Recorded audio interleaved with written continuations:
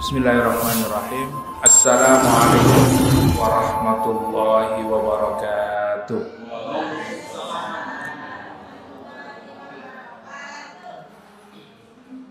Alhamdulillah, nahmaduhu wa nasta'inuhu wa nastaghfiruh wa na'udzu billahi min shururi anfusina wa min sayyiati a'malina. May yahdihillahu fala mudilla lahu wa may yudlilhu fala hadiya lahu. Asyhadu an la ilaha illallah wahdahu la syarika lahu wa asyhadu anna Muhammadan abduhu wa rasuluh. Allahumma salli wa sallim ala nabiyyina Muhammad wa ala alihi wa ashabihi wa man tabi'ahum bi ihsanin ila yaumiddin. Allahumma la sahla illa ma ja'altahu sahla wa anta taj'alul hasna idza syi'ta sahla, amma ba'du. Alhamdulillah, kita bersyukur kepada Allah pada malam hari ini kita diberikan oleh Allah Subhanahu wa taala satu kenikmatan, nikmat yang tidak diberikan kepada hambanya selain daripada orang-orang yang beriman. Nikmat Islam, nikmat iman dan hidayah berada di atas petunjuk Allah Subhanahu wa taala. Mudah-mudahan dengan nikmat iman, Islam dan senantiasa berada di atas petunjuk Allah Subhanahu wa taala, kita menjadi hamba-hamba Allah Subhanahu wa taala yang diberikan kemudahan untuk selalu melaksanakan syariatnya, mentaatinya dan menjalankan Islam di dalam kehidupan kita. Mudah-mudahan Allah mewafatkan kita dalam keadaan husnul khatimah. Amin, amin ya rabbal alamin. Bapak Ibu yang dimuliakan Allah Subhanahu wa taala, kita sudah sampai pada ayat 213 surat Al-Baqarah ayat 213. A'udzu billahi minasyaitonir rajim. Kanan nasu ummatan wahidah faba'atsallahu an-nabiyyina mubashshirina wa mundhirin wa anzala ma'ahumul kitaba bil haqq liyahkuma bainan nasi fima ikhtalafu fihi wa makhtalafa fihi illa alladzina utuhu min ba'di ma ja'atuhumul bayyinatu baghyan bainahum fahadallahu alladzina amanu limahtalafu fihi minal haqqi bi'idni wallahu yahdi man yasha'u ila siratim mustaqim. Allah Subhanahu wa taala berfirman, kanan nasu ummatan wahidah.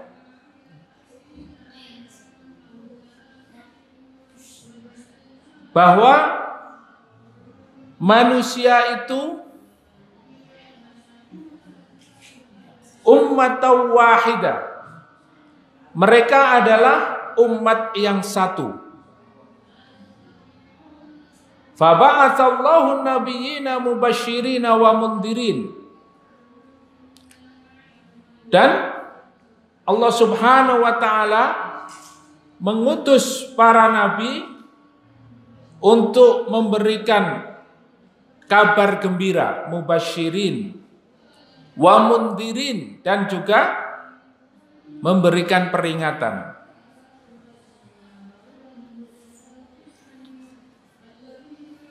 Maka di dalam ayat ini Allah memberikan informasi, menjelaskan kepada kita setelah kemarin kita mengkaji ayat 212 bahwa orang-orang kafir itu melihat dunia ini dengan pandangan yang sangat indah. Dunia ini surganya orang-orang kafir. Bahkan mereka merendahkan orang beriman, mengolok-olok orang beriman. Akan tetapi orang-orang beriman memiliki tempat yang lebih baik nanti di akhirat. Sementara orang kafir tempatnya hanya di dunia, sehingga mereka menjadikan dunia itu adalah surganya, tempat bersenang-senang. Dan dijadikan oleh Allah dunia ini indah di pandangan mereka. Kemudian apa kaitannya dengan ayat ini? Maka sebagaimana yang selalu kita jelaskan, ada munasabah, ada korelasi, ada keterkaitan antara ayat sebelumnya dengan ayat ini. Bahwa Allah menjelaskan sesungguhnya manusia itu adalah umat yang satu. Kemudian Allah mengutus para nabi kepada mereka untuk memberikan kabar gembira dan peringatan. Jadi diutusnya nabi dan rasul kepada umat ini dikarenakan setelah mereka pada saat Nabi Adam alaihissalam memiliki satu pemahaman di mana hidupnya adalah digunakan untuk beribadah kepada Allah Subhanahu wa taala saja. Terus sampai akhirnya pada masa Nabi Nuh alaihissalam ada penyelewengan. Di dalam tafsirnya disebutkan bahwa kana bainan Nuh wa Adam asyratu qurun. Bahwa jarak antara Nabi Nuh dan Nabi Adam itu adalah 10 kurun, 10 abad. Satu abad itu 100 tahun. Berarti antara jarak antara Nabi Nuh dan Nabi Adam berapa tahun? 1000 tahun. Jauh ya. Selama jarak 1000 tahun atau 100 kurun ini terjadilah banyak penyelewengan. Apalagi sampai hari ini penyelewengannya tambah parah. Sehingga pada zaman Nabi Nuh alaihissalam itu ada banyak para ulama, Waddaw wa Suwa'an wa Ya'uqa wa Yaghusa wa Nasra, disebutkan di dalam surat Nuh. Itu ulama-ulama yang alim, yang mengajak manusia menyembah kepada Allah Subhanahu wa taala. Begitu mereka meninggal dunia, maka mereka tidak lagi memiliki pegangan, memiliki petunjuk dari para alimnya. Dan disitulah di sebuah riwayat dikatakan mereka digoda oleh setan untuk mengagung-agungkan ulama-ulama itu. Dibuatlah sebuah patung. Kemudian mereka membuat gambar, membuat patung persis seperti ulama-ulama yang mengajak mereka untuk beribadah kepada Allah.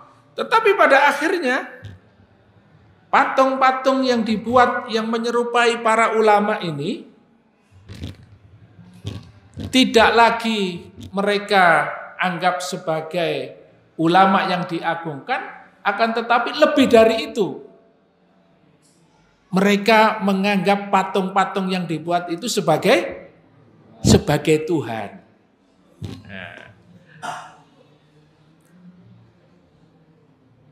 Maka diutuslah faba'atsallahu nabiyina.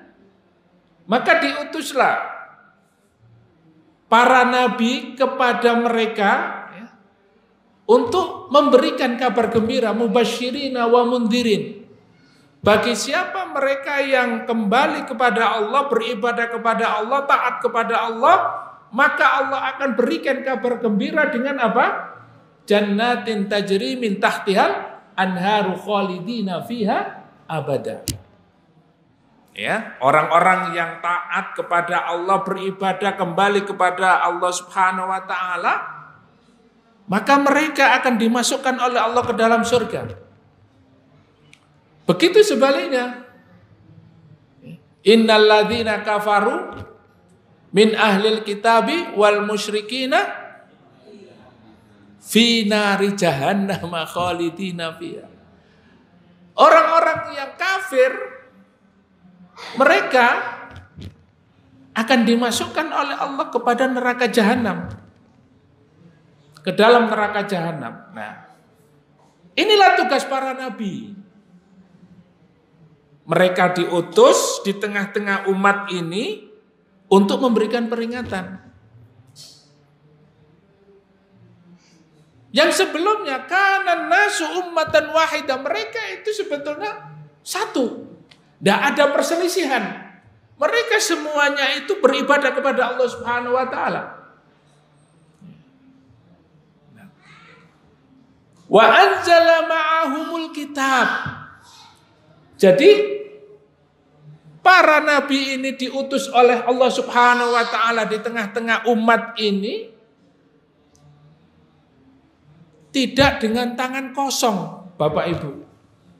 Ya, tidak kosongan, ya. Jadi mereka diutus oleh Allah Subhanahu wa taala. Walaqad ba'asna fi kulli ummatin rasulan. Di dalam setiap umat, diutus oleh Allah Subhanahu wa taala, di dalamnya seorang nabi. Nah, di dalam ayat ini disebutkan wa anzala ma'ahumul kitab. Mereka diutus oleh Allah Subhanahu wa taala di tengah-tengah umat ini dengan membawa kitab. Jadi tidak kosongan, ya. Nah, kalau dakwah di tengah-tengah umat ini, kita harus betul-betul memiliki pegangan. Kita harus betul-betul punya ilmu. Karena para nabi dan rasul diutus oleh Allah Subhanahu wa taala, wa anzala ma'ahumul kitab. Bersamanya, yaitu mereka hadir di tengah-tengah umat manusia ini dengan mengajarkan kitab, mengajarkan Al-Quran. Ya. Kalau hari ini umat Muhammad mengajarkan Al-Quran.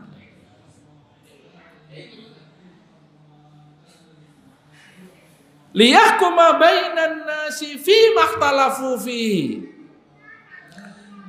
Kenapa Allah Subhanahu wa taala mengutus para rasul dan memberikan pegangan kepada mereka kitab? Karena apa? Karena di tengah-tengah mereka itu terjadi perselisihan. Ya. Terjadi perselisihan. Sebagaimana yang terjadi di awal mula kesyirikan, yaitu pada masa Nabi Nuh alaihissalam. Para alimnya awal mulanya digambar, kemudian dibuatkan patung, kemudian akhirnya disembah, dijadikan Tuhan. Terjadilah kerusakan. perselisihan di antara mereka yang beriman kepada Allah, yang memurnikan ibadahnya kepada Allah, dengan orang-orang yang mensekutukan Allah. Banyak orang-orang yang mengikuti kesyirikan.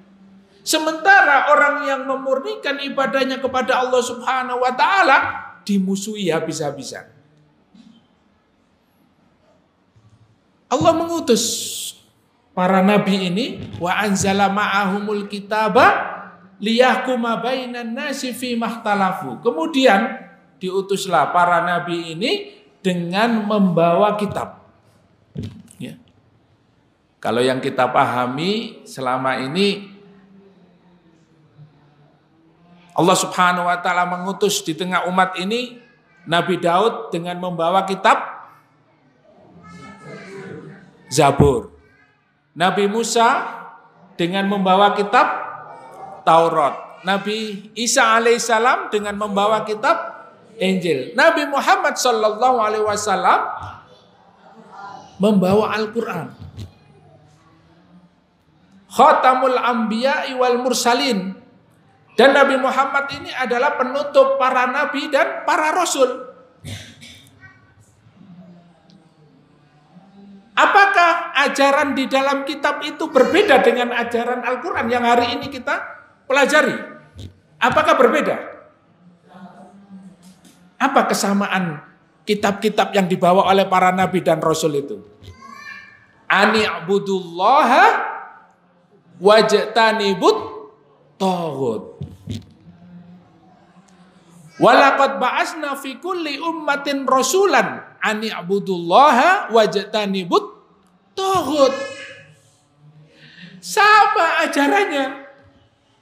Allah mengatakan di dalam surat An-Nahl, ya, dan aku telah mengutus di setiap umat ini seorang rasul. Apa yang dibawa oleh mereka? Apa yang mereka serukan kepada umat ini? Ani'budullaha wajtanibut taghut. Yang pertama apa? Mereka mengajak umat ini agar beribadah hanya kepada Allah Subhanahu wa ta'ala.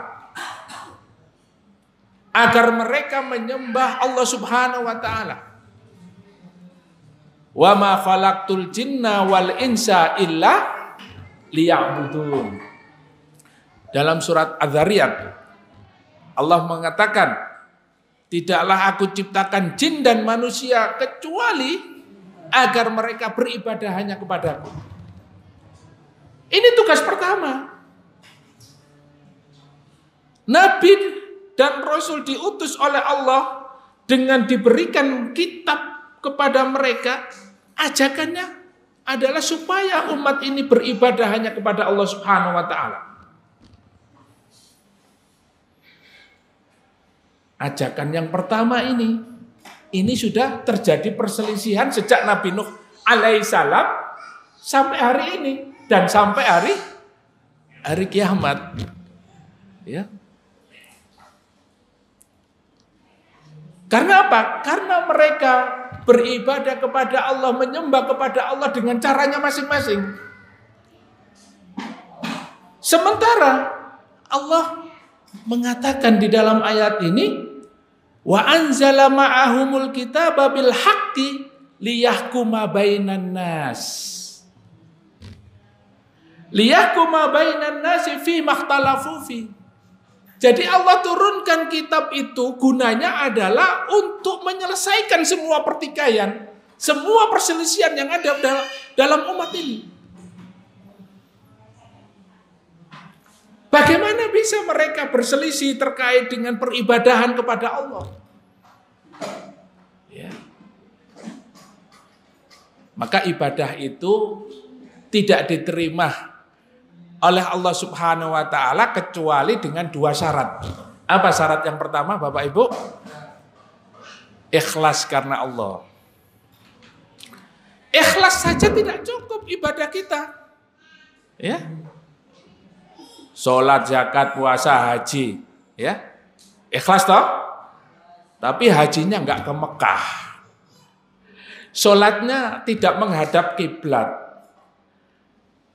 puasanya tidak sesuai dengan tuntunan Rasulullah. Berarti ibadah kita diterima oleh Allah Subhanahu wa taala harus memenuhi 2 syarat. Yang pertama ikhlas, yang kedua ittiba'ur rasul, yaitu mengikuti sunnah Rasulullah sallallahu alaihi wasallam. Nah, kalau mereka kembali kepada Alkitab, kepada Al-Qur'an yang dibawa oleh para nabi dan rasul, mereka tidak akan berselisih. Karena apa? Karena fungsi daripada kitab itu liyahkuma bainahum, untuk diterapkan satu hukum, ya, bahwa di dalam kitab ini sudah ada aturan. Segala aturan yang ada di dalam kehidupan manusia ini diatur di dalam kitab. Jadi kitab yang datang ini bukan karangan manusia. Kitab yang ada di tengah-tengah umat hari ini itu bukan tulisan biasa. Akan tetapi apa? Kalamullah. Kalamullah al-munazzal. Kalamullah. Langsung dari Allah Subhanahu wa taala. Apa buktinya?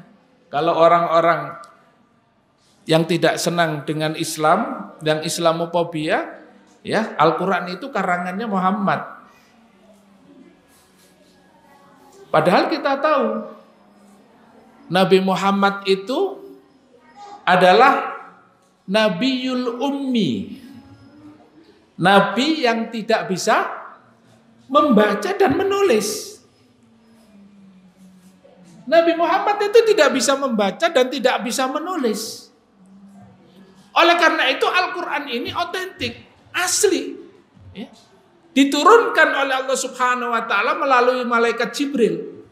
Iqra ya Muhammad, ma'ana biqari. Rasulullah mengatakan, ma'ana biqari. Iqra ya Muhammad, ma'ana biqari. Bacalah wahai Muhammad, saya tidak bisa membaca. Terus bagaimana orang-orang itu menuduh bahwa Al-Quran itu karangannya Muhammad? Nah, maka di dalam kitab ini, Bapak Ibu yang dimuliakan oleh Allah, memiliki banyak hukum yang harus diterapkan di dalam kehidupan manusia ini agar mereka selamat fid dunya wal akhirah. Karena terjadi banyak perselisihan terkait dengan masalah ibadah.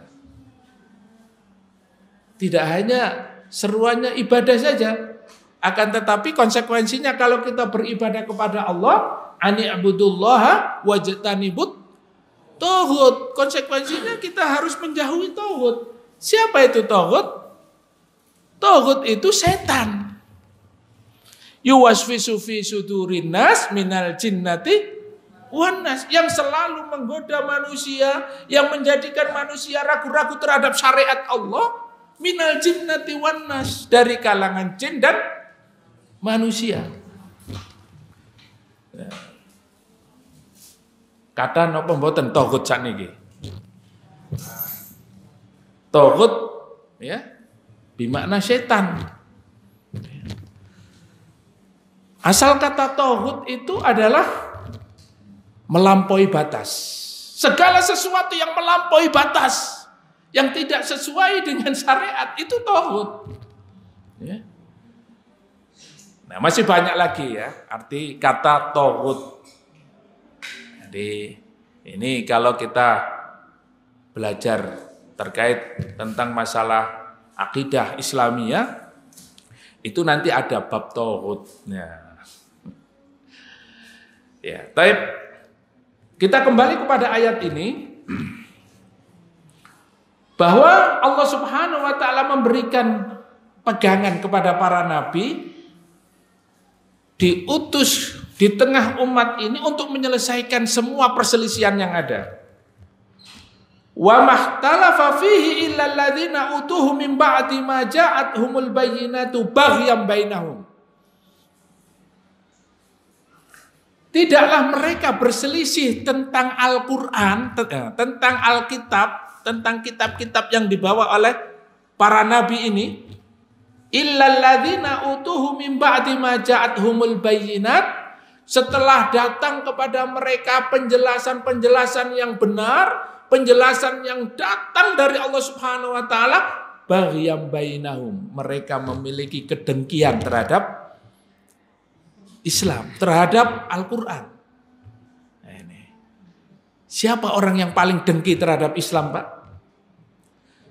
Siapa orang yang paling dengki terhadap Nabi Muhammad SAW? Siapa orang yang paling dengki, yang tidak senang dengan Al-Quran? Kita ini kan sudah mengkaji surat Al-Baqarah, sudah sampai ayat 213. Kok masih belum tahu siapa yang benci terhadap Islam, terhadap Al-Quran, terhadap syariat sinten? Yahudi. Bani Israel Yahudi. Ya. Ini ayat berikutnya, ini ayat yang memang nanti berkenaan tentang bagaimana orang-orang Yahudi itu sampai membuat Rasulullah dan para sahabat kaum muslimin itu merasa susah, merasa sedih. Sampai Rasulullah mengatakan, "Mata nasrullah, kapan pertolongan Allah datang?" Ya. Karena apa? Karena mereka betul-betul memusuhi Nabi kita Muhammad SAW, memusuhi Islam sampai hari ini. Dan bahkan bagaimana mereka berusaha untuk memurtadkan orang Islam dari agamanya. Dan tanpa sadar, umat Islam ini sudah banyak yang murtad dari agamanya. Karena ini adalah pola yang dilakukan oleh orang Yahudi. Wah, jangan berasumsi Ustadz tuh. Kita bukan berasumsi, tapi kita berdasarkan hujjah. Ya. Jadi selama ini kita mempelajari bagaimana Allah Subhanahu wa taala memberitahukan kepada kita ada orang-orang itu yang tidak senang terhadap syariat Allah. Ada orang-orang itu yang tahu tentang kebenaran, bagaimana Rasulullah itu sudah ada di dalam kitab-kitab mereka, tanda-tandanya, bukti-buktinya. Mereka juga tahu, melihat langsung bagaimana kebenaran itu, tapi mereka tidak mengikutinya. Maka di sini disebutkan oleh Allah, illalladzina utuhu min ba'di ma ja'athumul bayyinat. Padahal telah jelas datang kepada mereka itu kebenaran yang nyata. Kurang apa Pak Islam ini? Dipelajari, ya. Kemudian mereka mencari bukti-bukti kebenaran Islam. Ya. Mereka tahu Islam ini benar. Mereka tahu Islam ini akan bisa menjadi solusi dalam kehidupan umat. Tapi mereka tidak ikut syariat Islam. Bahkan mereka benci terhadap syariat Islam. Wonten napa mboten ngeten niki?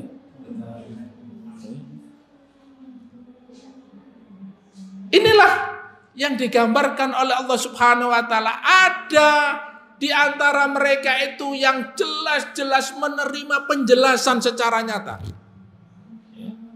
Ja'athumul bayyinat baghyan bainahum. Tapi di antara mereka itu apa?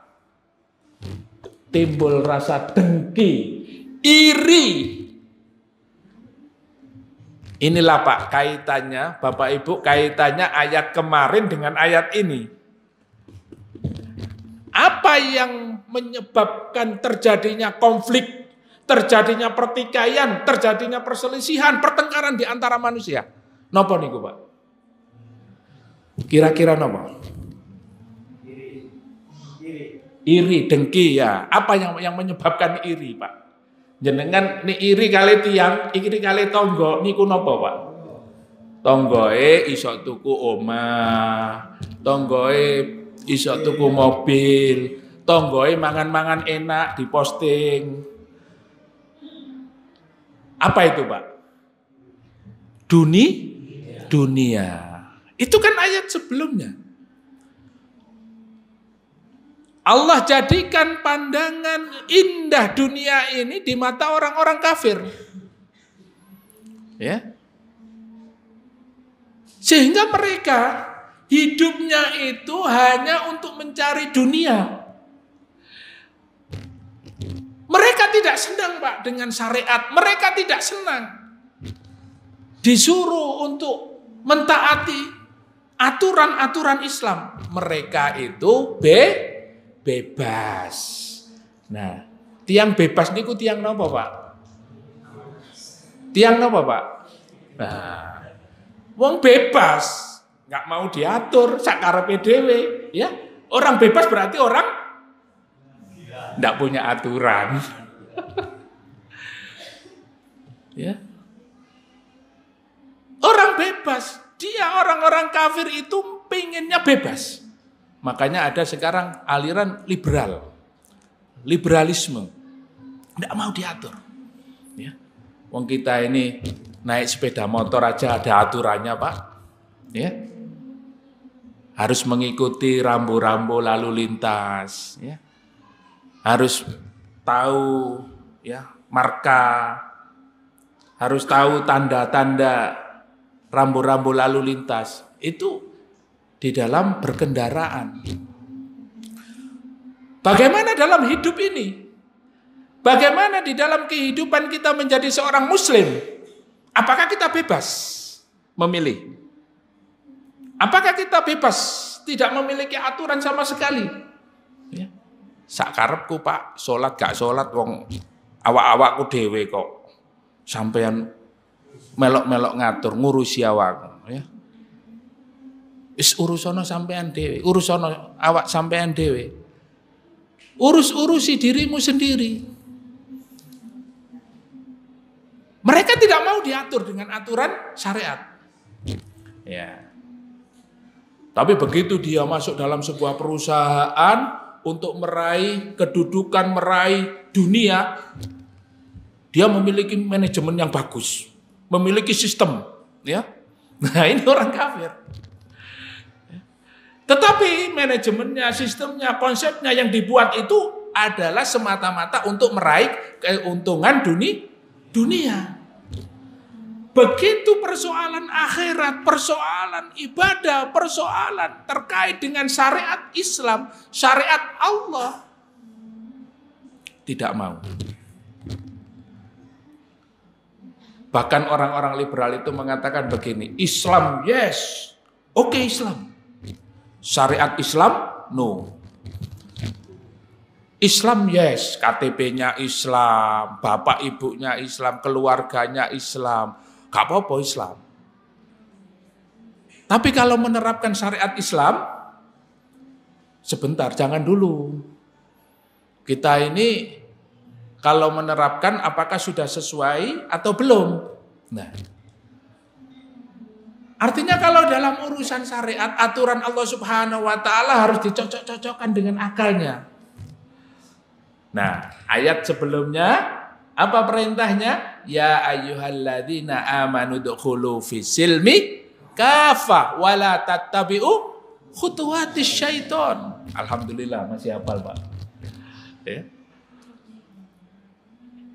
Jadi Allah Subhanahu wa Ta'ala perintahkan kita untuk masuk ke dalam Islam itu totalitas, nggak boleh dipilih-pilih. Yang cocok dijalankan, yang nggak cocok ditinggalkan. Ini tidak boleh.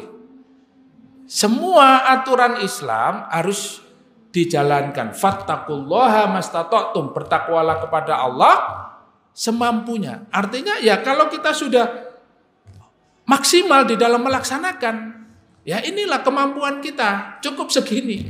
Ya. Artinya Allah Subhanahu wa Ta'ala mengukur sejauh mana kesungguhan kita di dalam menerapkan syariat Allah. Nah disitulah kemuliaan kita. Kalau kita istiqomah, kalau kita betul-betul memiliki kesungguhan di dalam melaksanakan syariat Allah, Allah akan mengangkat derajat kita fid dunya wal akhirah.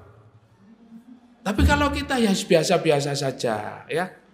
Kalau kita sudah paham Islam, kemudian kita tidak menerapkan dalam kehidupan ini, kita sudah tahu kebenarannya, tapi kita tidak melaksanakannya, maka ini seperti orang-orang Yahudi.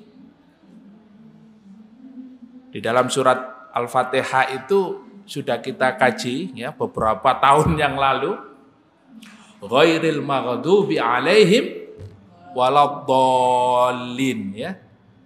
Siapa orang-orang yang dimurkai oleh Allah Subhanahu wa taala? Siapa mereka?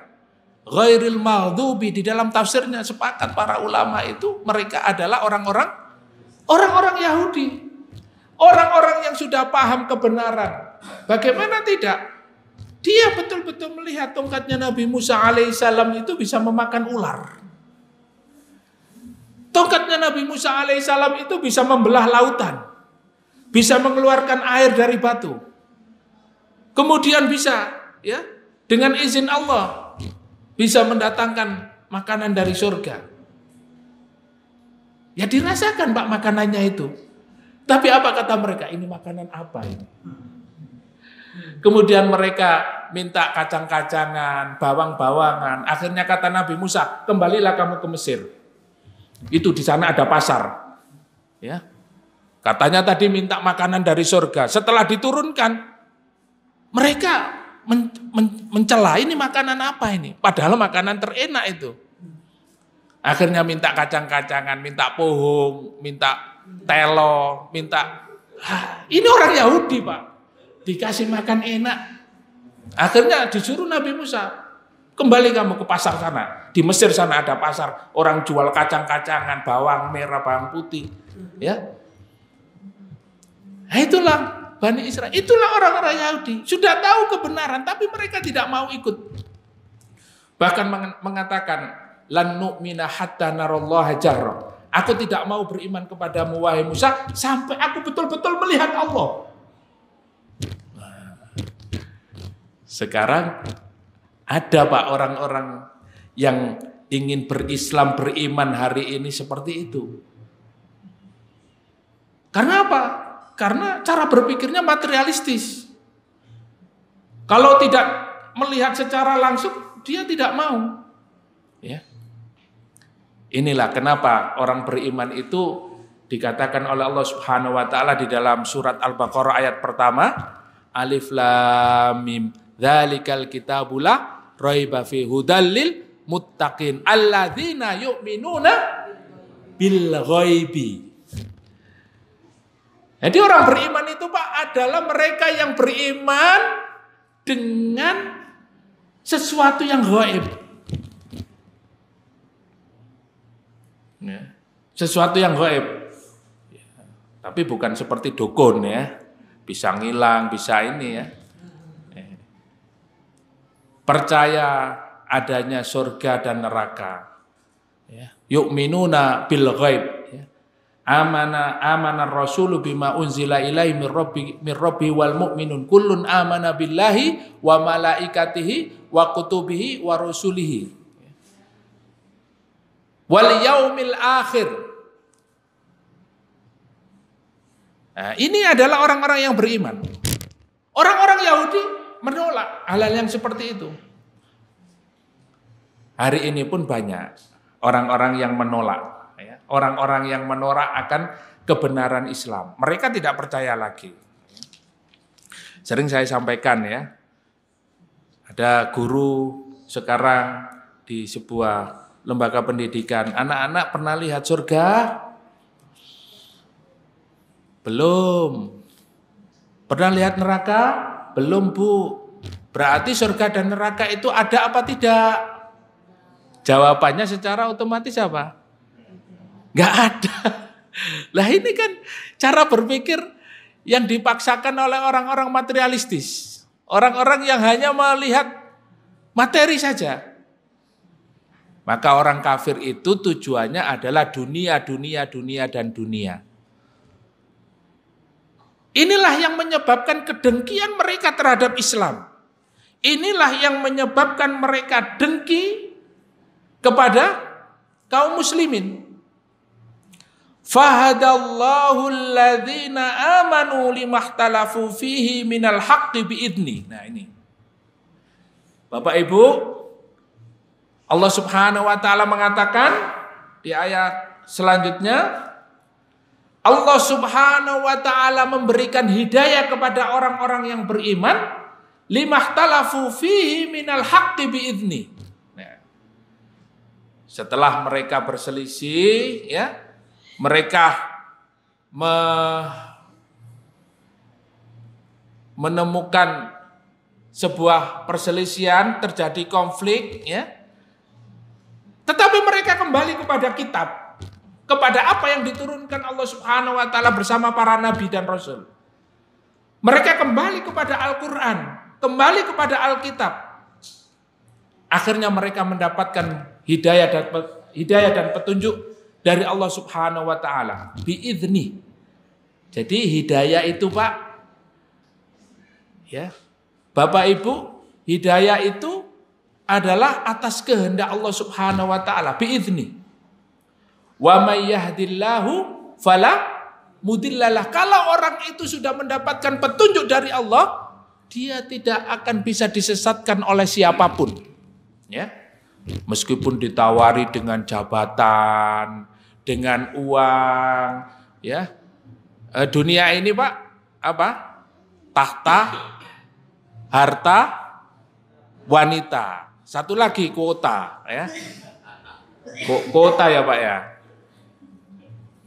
Mereka tidak terpengaruh, ya. Tidak terpengaruh dengan iming-iming dunia. Jadi hidayah itu datang atas kehendak Allah Subhanahu wa taala. Maka di dalam surat Al-An'am itu disebutkan oleh Allah Subhanahu wa taala, surat Al-An'am, monggo dibuka ayat 125, ya. Monggo dibuka yang membawa Al-Qur'an, yang membawa mushaf atau ya HP-nya, dibuka Al-Qur'an surat Al-An'am ayat 125. Di situ Allah Subhanahu wa taala berfirman, "Famay yuridillahu ayyahdiyahu yashrah sadrahu lil Islam." Jelas sekali, Pak. Ya, jelas sekali, Bu, di dalam ayat ini.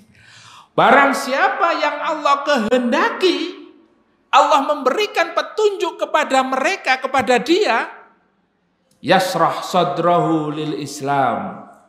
Maka Allah akan membuka dadanya untuk menerima Islam. Jadi orang Islam itu, Pak, meskipun kita paksa, ya, orang yang masuk Islam itu kita paksa, kita, ya, sampai seperti apa kita memaksanya, sekeras apapun, kalau bukan karena Allah, hidayah dari Allah Subhanahu wa taala, tidak bisa. Ya. Maka kalau sudah hidayah datang, dia akan terbuka hatinya untuk menerima Islam. Ya.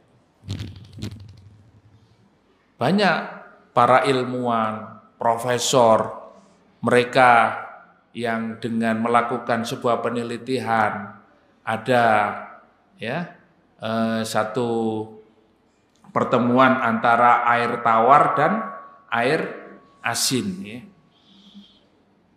Ternyata diteliti, kemudian dicari-cari, kok bisa seperti ini ya? Ternyata ada di dalam Al-Quran. Ya. Di situ dia mendapatkan hidayah, akhirnya masuk Islam. Ya. Melalui banyak petunjuk, melalui hidayah ini didapatkan, ya, melalui banyak cara. Allah memberikan kepada seorang hidayah itu bermacam-macam bentuknya. Nah, kalau kita ini dapat hidayah mulai dari kecil, ya, Pak, ya. Ya. Mulai dapat hidayah itu semenjak kecil. Hidayah Islam. Tetapi kadangkala kalau kita mempelajari Islam, apakah kita sudah melaksanakan syariat Islam dalam kehidupan ini? Apakah kita sudah melaksanakan isi daripada kitab yang dibawa oleh Nabi dan Rasul untuk kita jadikan sebagai pedoman agar kita tidak berselisih, agar kita tidak bertengkar dengan sesama muslim. Nah ini, kalau kita mendapatkan hidayah, yasrah sadrahu lil Islam, pasti kita akan menerima apa itu Islam. Bagaimana kita menerapkan Islam. Islam yang sesuai dengan ajaran Allah dan Rasulnya. Bukan Islam yang sesuai dengan apa yang dikehendaki oleh orang-orang Yahudi, oleh orang-orang Nasrani. Karena ada mereka, orang-orang Yahudi itu memaksakan Islam sebagaimana apa yang mereka ajarkan. Ya. Jadi ada Islam Yahudi, ya, ada Islam ya, dengan agama yang lain, mencampur adukan antara ajaran yang satu dan yang lainnya. Karena ini termasuk menjadi bagian dari moderasi agama, ya, agama yang moderat. Ini. Jadi sudah saatnya kita berubah. Islam jangan kuno seperti dulu. Islam harus moderat. Nah. Padahal untuk menjadi moderat itu tidak harus merubah ideologi. Justru kalau isi Al-Quran, kemudian syariat Islam dirubah, itu yang menjadikan kita tidak moderat. Justru kita kembali kepada masa-masa jahiliyah. Di masa-masa jahiliyah itu Umar ibnu Khattab radhiyallahu an dalam satu akhar disebutkan, ya, beliau menangis kemudian tertawa. Ditanya, wahai Umar, kenapa kamu kok ya tidak ada angin, tidak ada hujan kok nangis, kok tertawa ya? Beliau tertawa-tawa sendiri. Ya. Beliau menceritakan dulu saya masa jahiliyah itu ketika saya melakukan sebuah perjalanan panjang, saya itu menyiapkan bekal. Dan yang saya siapkan itu adalah roti yang berbentuk berhala, berbentuk patung. Perjalanan panjang saya itu menghabiskan waktu, menghabiskan tenaga, sehingga pada saat itu kehabisan bekal, makanannya habis, tinggal patung itu. Ya. Nah, karena tinggal satu-satunya, akhirnya pada saat lapar beliau makan, ya, dengan mengatakan maaf ya Tuhanku, aku lapar. Akhirnya dimakan Tuhan ya. Ya tersenyum, ya ketawa. Karena pada saat masa jahiliyah seperti itu, dia tidak tahu siapa Robnya, siapa Tuhannya. Ya. Oleh karena itu Umar mengatakan, ya, nahnu qaumun a'azzanallahu bil Islam. Kita adalah satu kaum yang dimuliakan oleh Allah dengan Islam. Fa bi ghairil Islam adzallanallah. Tanpa Islam kita ini dihinakan oleh Allah. Ya seperti tadi itu. Ya. Banyak hal. Kemudian beliau menangis. Kenapa? Beliau, ya,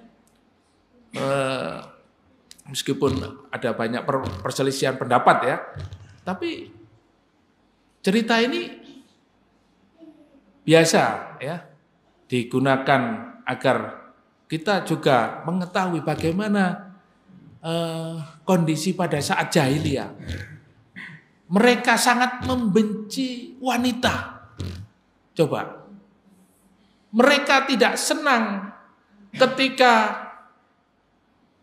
istrinya lahir, istrinya itu melahirkan seorang anak dan anaknya itu jenis kelaminnya perempuan. Padahal kalau dipikir-pikir istrinya itu juga perempuan. Tapi kenapa? Ketika lahir anak perempuan dia tidak senang. Dibunuh Pak anaknya, dikubur hidup-hidup. Inilah masa-masa jahiliyah. Oleh karena itu Umar mengatakan kita ini satu kaum yang dimuliakan oleh Allah Subhanahu wa taala dengan Islam. Tanpa Islam kita ini kaum yang sangat hina. Ya. Lihat orang-orang kafir hari ini. Di negara-negara maju, negara-negara berkembang. Tetapi apa yang mereka lakukan? Mereka meresmikan pernikahan sesama jenis.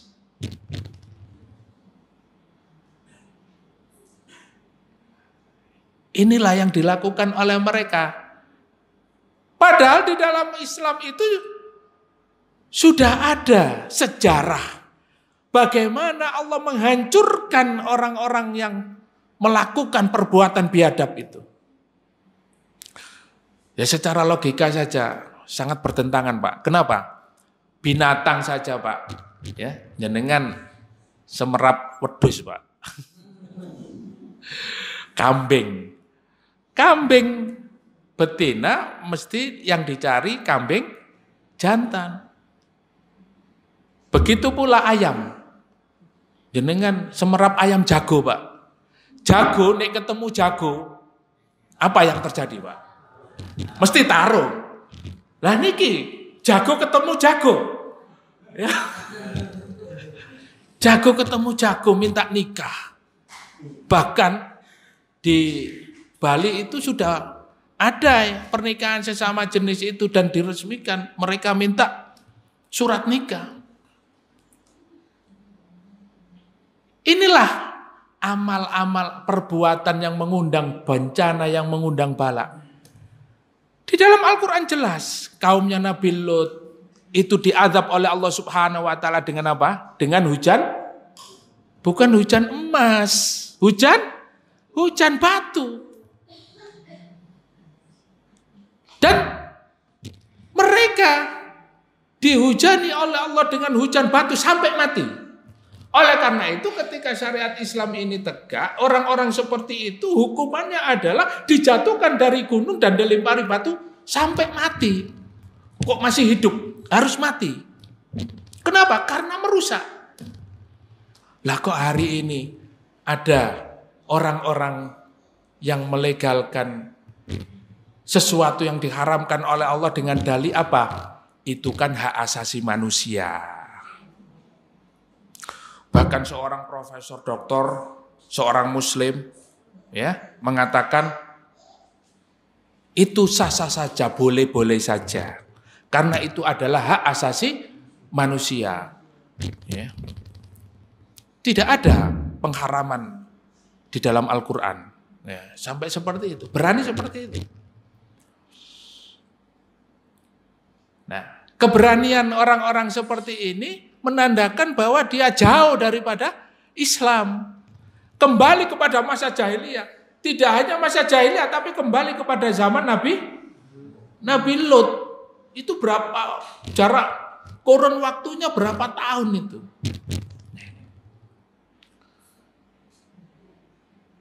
Jadi orang-orang ini mereka sebetulnya tahu, Pak, Islam ini yang benar, Islam ini memberikan ajaran, aturan yang baik, tapi mereka langgar. Mereka ingin bebas. Oleh karena itu Allah menunjukkan kepada kita bahwa Nabi dan Rasul diutus dengan diberikan kitab kepada mereka untuk menghilangkan perselisihan di dalam umat ini. Kemudian Allah Subhanahu wa Ta'ala memberikan petunjuk kepada orang-orang yang dikehendaki saja. Masya Allah ya. Alhamdulillah Bapak Ibu, kita bersyukur kepada Allah. Kita adalah orang-orang yang diberikan petunjuk oleh Allah Subhanahu wa Ta'ala, diberikan hidayah.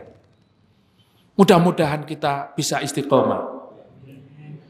Dan hidayah ini, petunjuk ini, nikmat Islam ini jangan diganti dengan kekufuran. Inilah ayat yang kemarin, yang sebelum ayat ini kita kaji. Sal Bani Israel. Kata Allah, tanyakan itu orang-orang Bani Israel. Kenapa dia menggantikan kenikmatan-kenikmatan yang diberikan oleh Allah dengan kekufuran? Sehingga mereka diazab oleh Allah Subhanahu wa Ta'ala.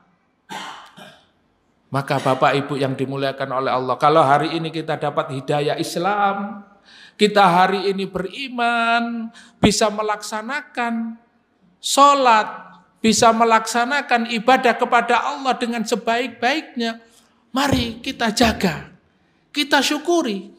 Apalagi kita ini diberikan oleh Allah kesehatan, bisa kita gunakan untuk thalabul ilmi. Ya. Ini adalah satu hal yang sangat istimewa yang diberikan oleh Allah kepada kita, jangan disia-siakan. Ya. Waktunya sholat kita gunakan untuk kerja. Ya. Waktunya ibadah kita gunakan untuk foya-foya. Waktunya tolabul ilmi kita gunakan untuk ya nongkrong, cangkruan dan lain sebagainya.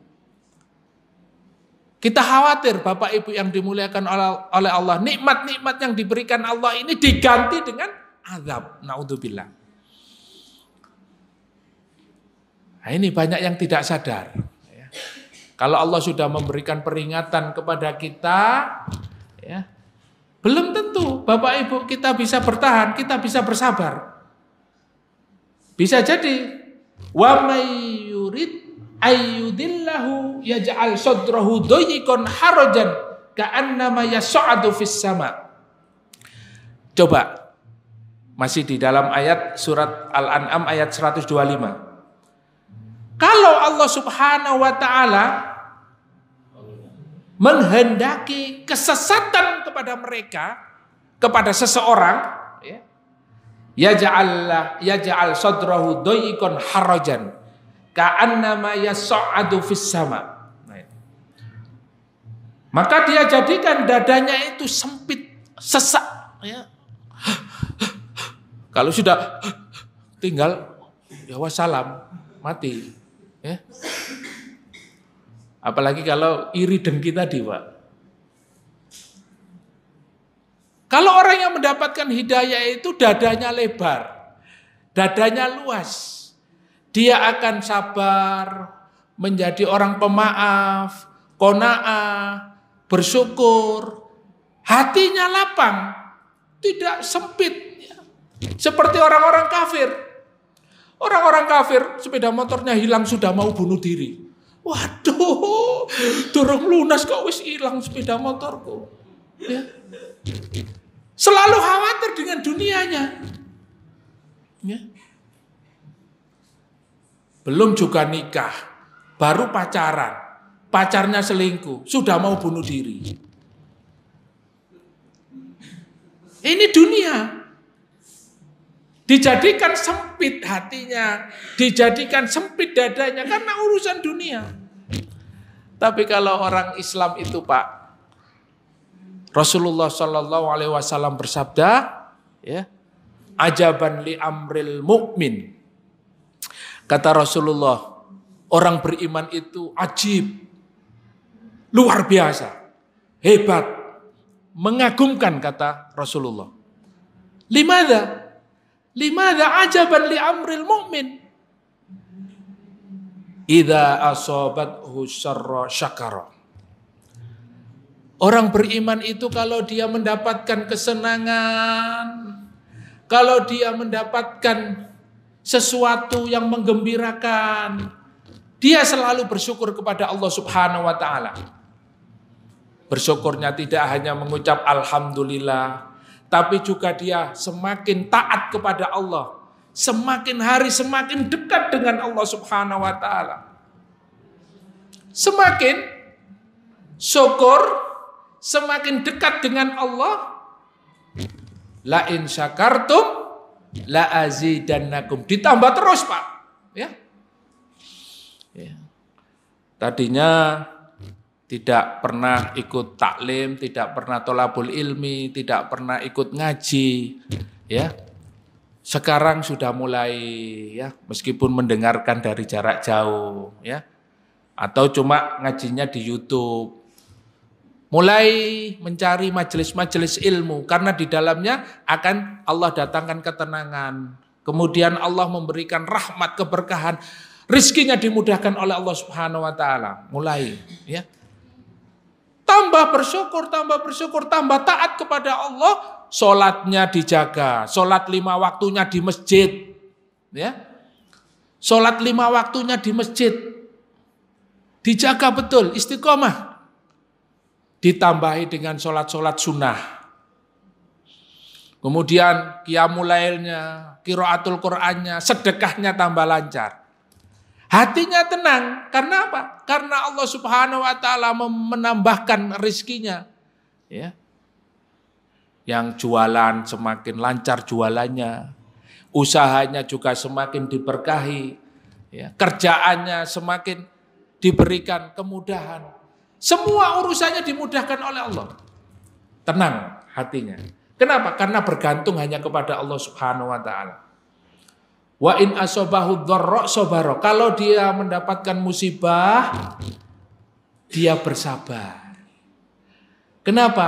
Karena di balik musibahnya itu mendapatkan pahala yang pertama. Yang kedua, dosa-dosanya diampunkan oleh Allah Subhanahu wa taala.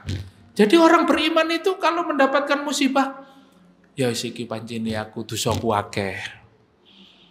Ya, dosa-dosa saya banyak.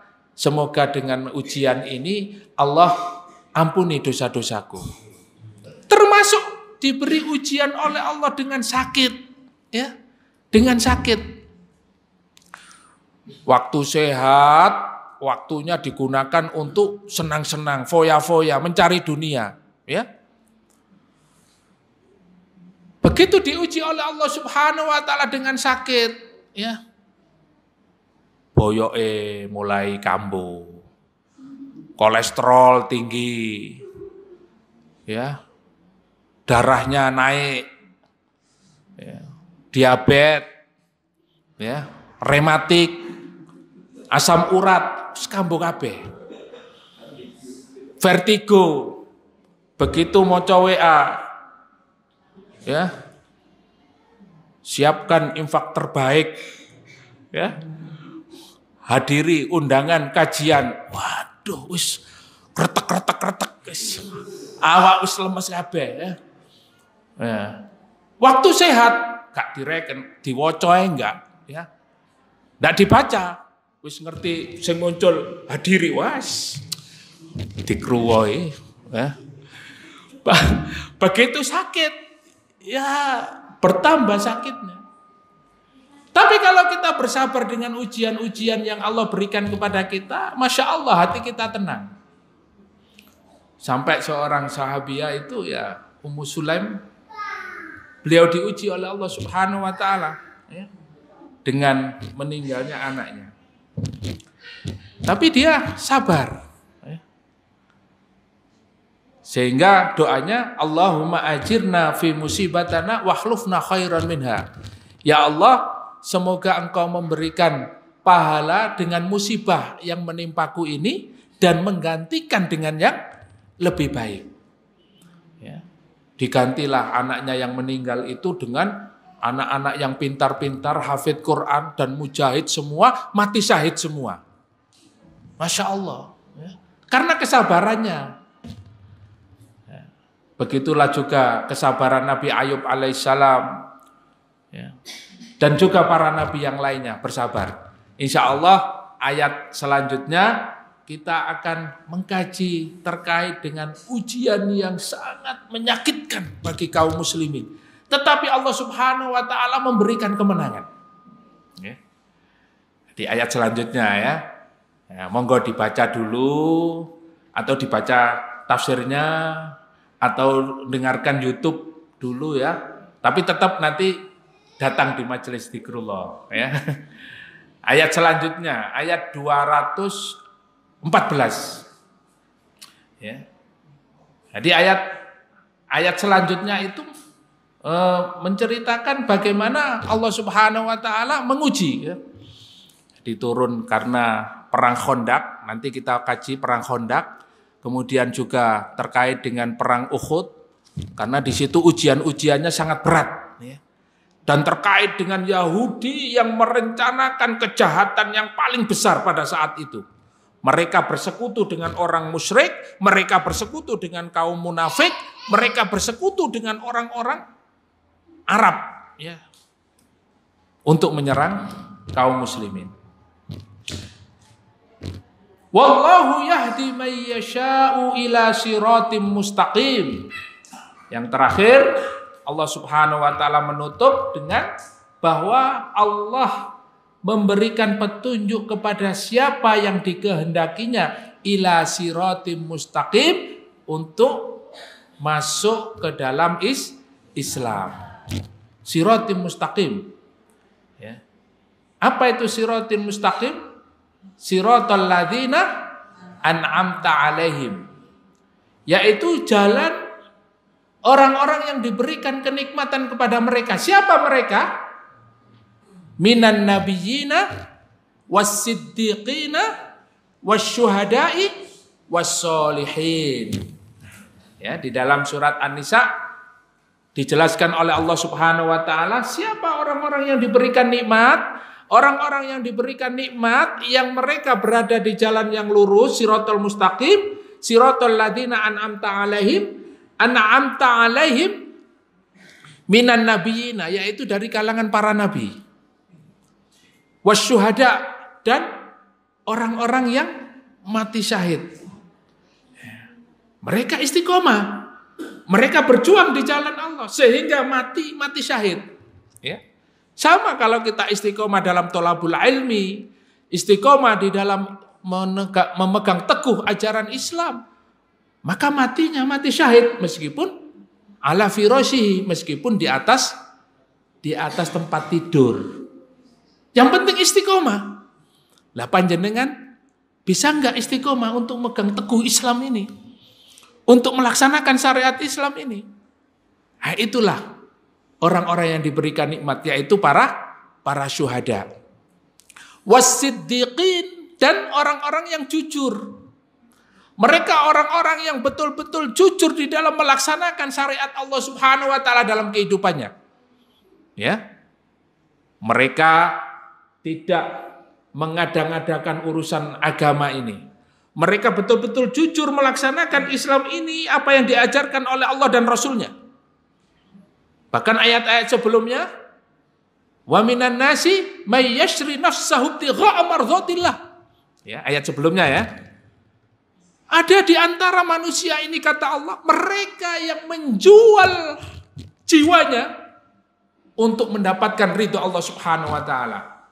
Masih ingat Bapak Ibu ceritanya siapa? Sahabat Suhaib Ar-Rumi. Menjual.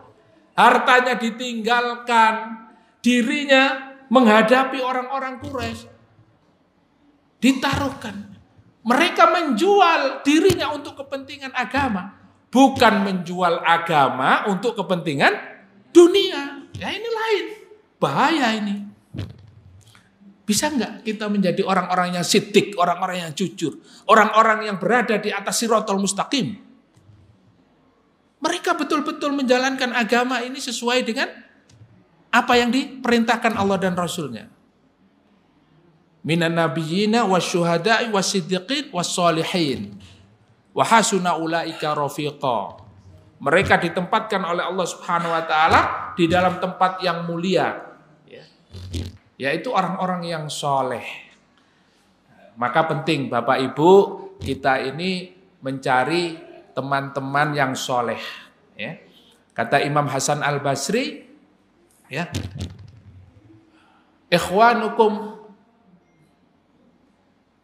ikhwanuna, ya, saudara-saudara kita itu aghla min ahlikum.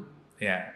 Kata Imam Hasan Al-Basri, saudara-saudara kita di dalam agama ini, ya, yang bersama-sama di dalam menuntut ilmu, menegakkan agama Allah Subhanahu wa taala, ini lebih berharga dari keluarga sendiri. Kenapa seperti itu? Li'anna ikhwanukum yadullukum ila dinikum wa ahlukum yadullukum ila dunya. Saudara-saudara kita yang hari ini bersama, taklim bersama, beribadah bersama, menegakkan agama Allah bersama-sama, selalu mengingatkan kita untuk memperjuangkan agama Allah. Mengingatkan kita terkait dengan akhirat.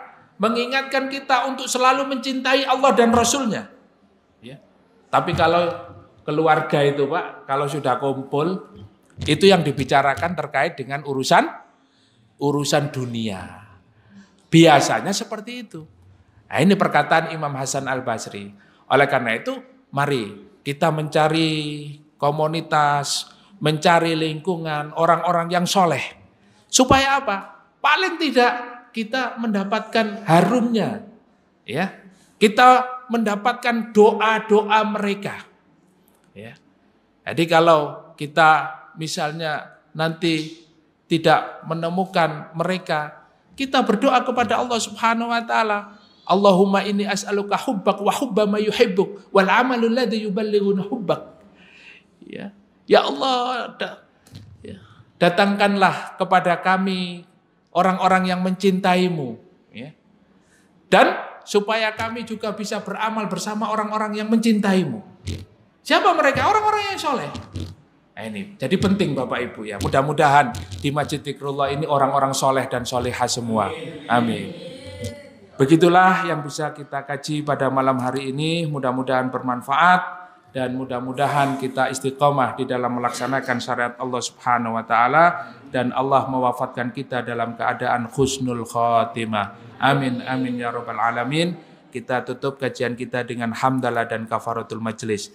Alhamdulillahirabbil alamin. Subhanakallahumma wa bihamdika asyhadu an la ilaha illa anta astaghfiruka wa atubu ilaik. Barakallahu fikum. Assalamualaikum warahmatullahi wabarakatuh.